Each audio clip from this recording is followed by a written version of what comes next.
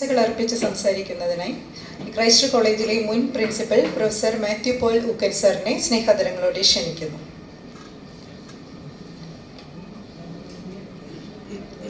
വേദിയിലും സദസ്സിലും ഇരിക്കുന്ന ബഹുമാന്യരെ, തീർച്ചയായിട്ടും വളരെയേറെ സന്തോഷമുണ്ട്. ഇന്ന് സച്ചിദാനന്ദൻ മാഷുടെ സെപ്റ്റംബറിൽ 6, 7, 8 ദിവസങ്ങളിലായിട്ട് നടക്കുന്ന ത്രിദിന സച്ചിദാനന്ദം കാവ്യോത്സവം എന്ന പരിപാടിയിലെ നമ്മുടെ ഈ സ്വാഗത രൂപീകരണ വേളയിൽ ഇതിൽ പങ്കെടുക്കാൻ സാധിച്ചതിൽ ആദ്യമേ അതിൻ്റെ സംഘാടകരോടുള്ള എല്ലാ നന്ദിയും ആദ്യമേ അറിയിക്കട്ടെ.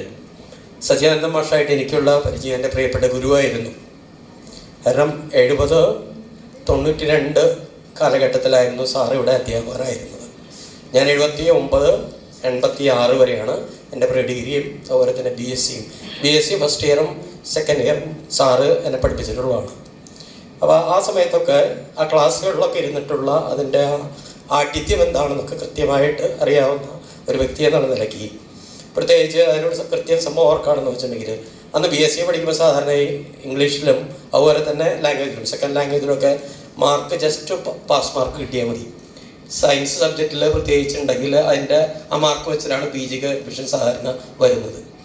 അപ്പോൾ അതുകൊണ്ട് തന്നെ കുറേ വിദ്യാർത്ഥികളെങ്കിലും എൻ്റെ സഹപാഠികളൊക്കെ ഈ ഇംഗ്ലീഷിൻ്റെ ക്ലാസ് അതുപോലെ തന്നെ സെക്കൻഡ് ലാംഗ്വേജിൻ്റെ മലയാളം, ഹിന്ദി ക്ലാസ്സുകൾ ഒക്കെ കട്ട് ചെയ്ത് പോകാറുണ്ട്.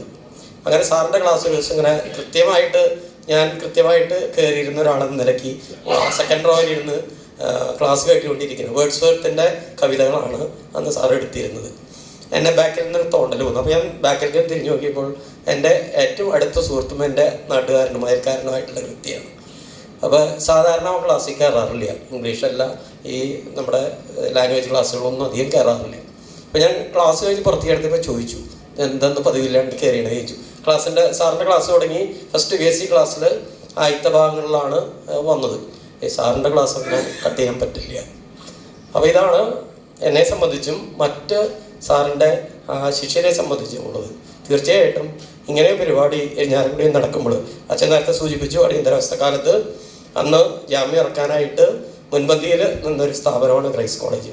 തീർച്ചയായിട്ടും ഇതിൻ്റെ സംഘാടകരായിട്ട് അതിൻ്റെ മുൻപന്തിയിൽ അതിൻ്റെ വേദി ഒരുക്കുമ്പോൾ അതിന് ഏറെ അഭിമാനമുണ്ട്. തീർച്ചയായിട്ടും 6, 8 ദിവസങ്ങൾ നടക്കുന്ന ഈ പരിപാടി ഏറ്റവും ഉജ്ജ്വലമാകട്ടെ എന്നും ആശംസിച്ചുകൊണ്ട് ഈ കേന്ദ്ര വിദ്യാഭ്യാസ ഗവേഷണ വികസന കേന്ദ്രത്തിൻ്റെ പൂർണ്ണ പിന്തുണ അറിയിച്ചുകൂടെ ഞാൻ നിർത്തുന്നു. നന്ദി, നമസ്കാരം.